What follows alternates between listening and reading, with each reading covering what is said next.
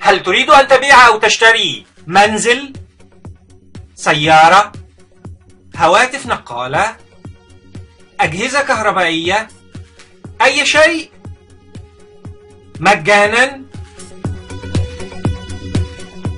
الحل سيلت فور مثل الوسيط ولكن مجانا. كل اللي حصل كوم، والنهارده لولاد اللي عايزين يهجموا على وزارة الدفاع كوم تاني. اللي عمال يقول لك محمد محمود، دي قصة ودي قصة تانية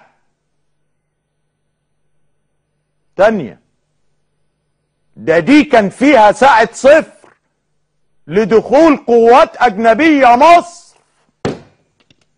محمد محمود وكل الأحداث دي ما كانش فيها ساعات صفر.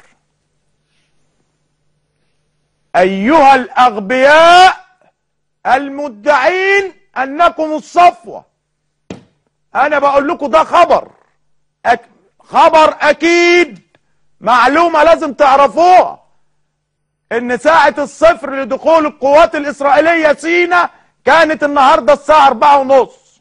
بمجرد ما لولاد المظاهرات العراة تدخل تصل لباب وزارة الدفاع، والبنادق الآلية تشتغل 25 بندقية، وهيطلعوا ورا بعض 1 2 3 4 25، كل ده على قناة الجزيرة مباشر.